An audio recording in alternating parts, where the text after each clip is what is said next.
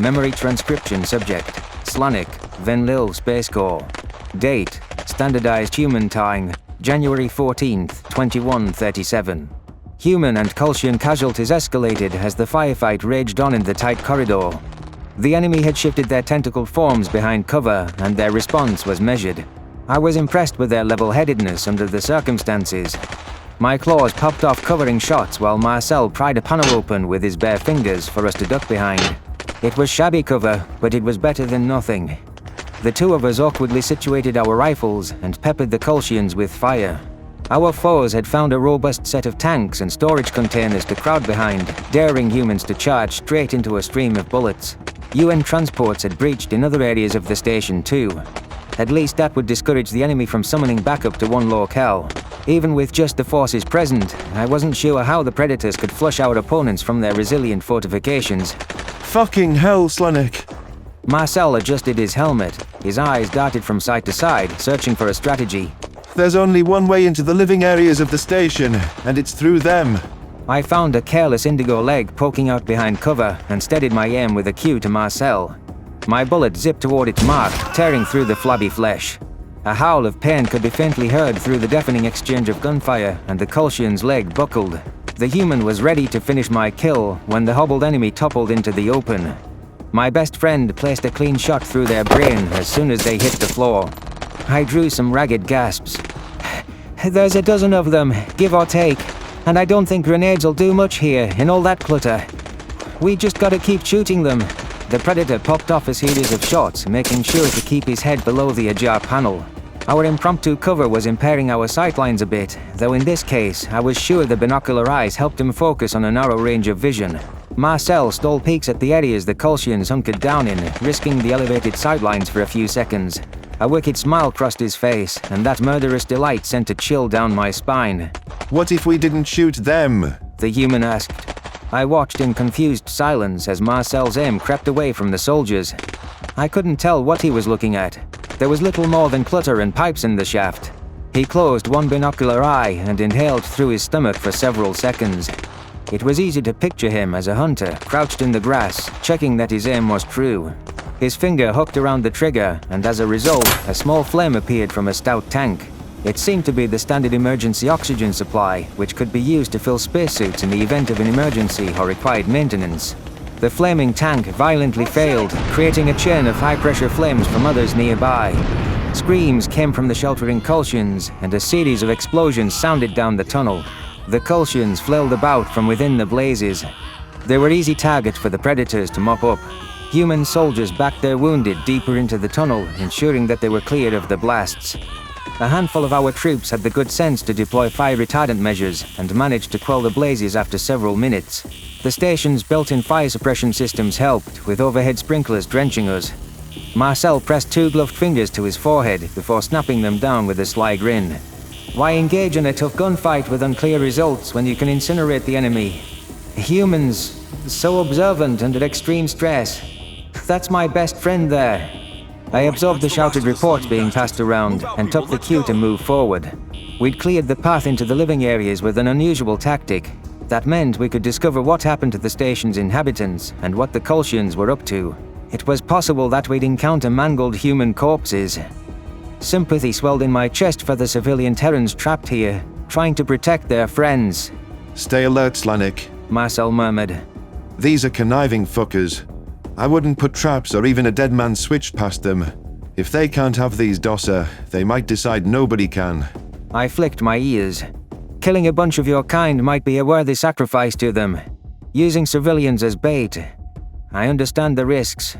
The Terrans unfastened the locking mechanisms on the trapdoor out of the service shaft, and we climbed out of the ceiling hatch in a hurry. There was a ladder that could be taken, but waiting for each person to descend the rungs would waste time. I hopped down after Marcel, rolling the rough landing on the metal floor. Several Predator heads whipped around, checking for signs of enemy engagement. Leaders spread their men in anticipation of hostile contact. Kolshian footsteps hurried down the narrow hallway, no doubt having heard the thuds of heavy primates' boot landing. We capitalized on the few seconds to ready ourselves, and a dozen guns sang out to mow the hostiles down with prejudice. The enemy didn't even have a chance to employ their own weapons. It was a mere 4 security guards versus a sizable group of humans. I kept my head low as we jogged through the hallway. A series of empty rooms greeted us. This area wasn't bustling with activity. Kolshian reinforcements weren't hustling to our sector after how quickly we picked apart their entrenched defenses. So far, the battle was going as well as could be expected.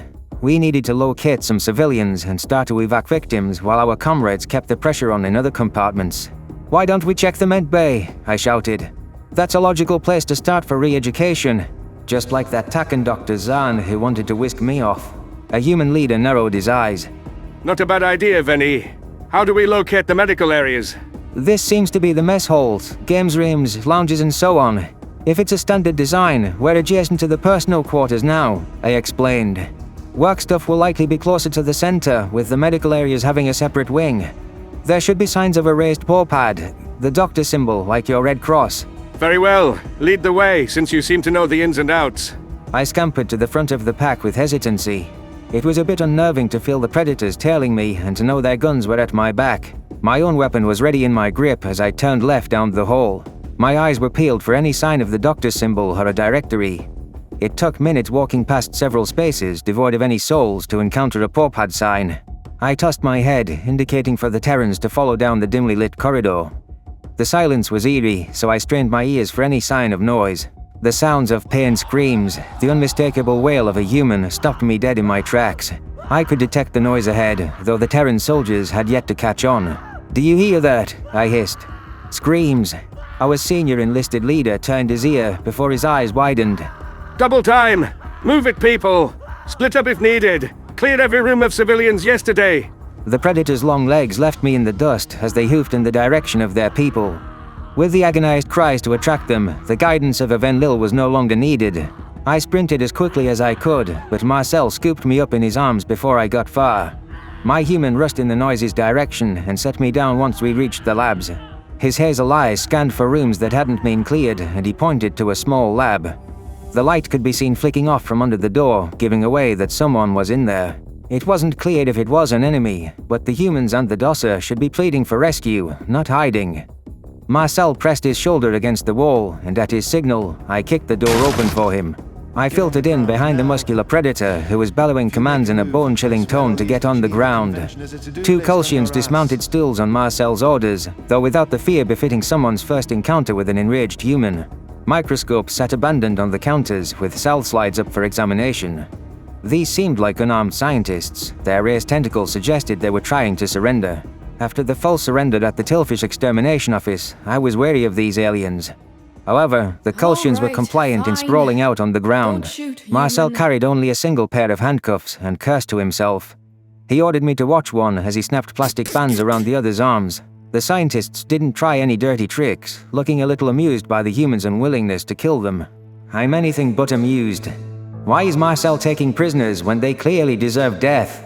Marcel threw an occasional glance at the handcuffed enemy until he found a roll of tape lying around. He wrapped it around the second prisoner's arms and seemed dissatisfied with the level of restraints. His rosy lips pressed together, weighing his options. I was weary of him showing mercy to those who didn't deserve it. Sovlin being the most egregious example. All right, Slanik. We're gonna take these fuckers for questioning.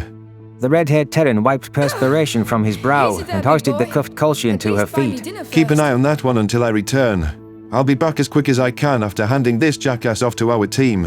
Marcel hustled out of the room with the prisoner in tow. I bit back my disdain, keeping my gun focused on the Kolshian. If this scientist wanted to tempt me to shoot them, I was happy to oblige. From the sound of the screams I'd heard, it was a safe assumption this outfit was responsible for torturing humans.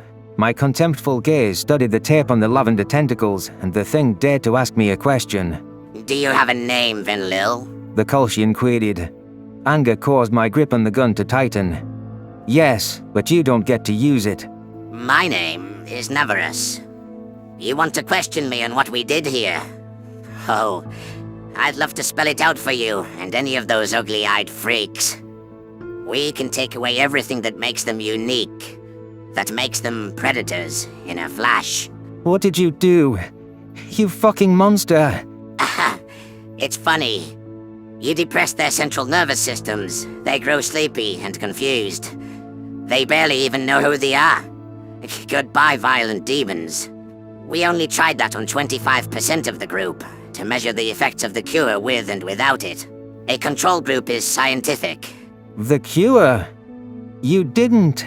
Navarus bared his teeth with aggression, a clear gesture of hostility compared to humanity's snarl. He nodded his head toward a set of computer monitors which showed Terrans languishing in small rooms. It was easy to tell which ones were drugged out of their minds. Others were presenting with physical symptoms. Watching him revel in using Predator civilians for his experiments made my blood boil. What right did they have to erase their dietary leanings? I can't say I like the Predators tearing into a pound of flesh, but they would do this to people like Tyler. Even after he brought Sovlin on our rescue, I don't think he deserved to be experimented on without any regard for side effects or discomfort.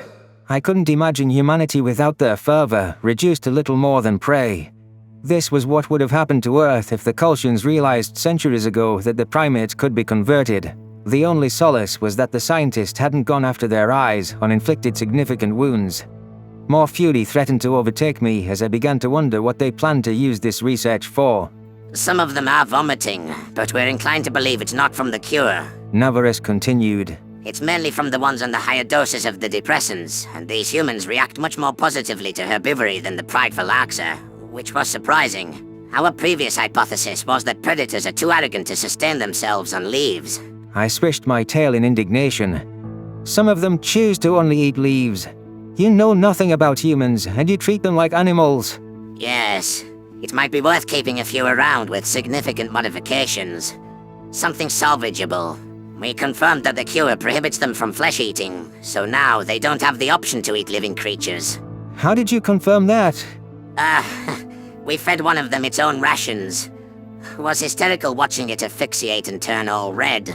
We're all born into the government caste, kept away from broader society, working in secret. Wasn't anything I chose, but getting to make a predator die by its own cruelty, for the good of sapient life. Had I a choice, I would have chosen this work for that alone.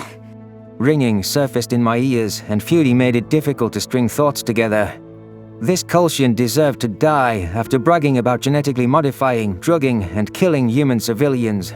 This was the species that I lived among on Earth and fought battles alongside. Anyone who would condemn them to be cured deserved to be cured of their living status. I was tired of letting monsters who saw Terrans suffering with glee live and receive luxurious rights. My rifle raised, and I jammed the barrel against Navarus's temple. The Kolshian had the audacity to laugh in my face. All I could think was how gratifying it would be to end his existence. A growl rumbled in my throat, and the predatory nature of that cue surprised me. Go ahead. Do it. The enemy scientist barked. You don't have it in you. I pressed the gun deeper into his... no, its skull. Are you sure about that? Of course I am.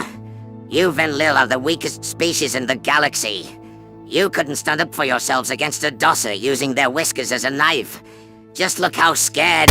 I took the trigger in a swift motion, putting an end to the Kolshian's condescending speech. The scientist's brains were expelled from its skull, and blood spotted onto my fur. I stared in cold silence as the body slumped to the floor.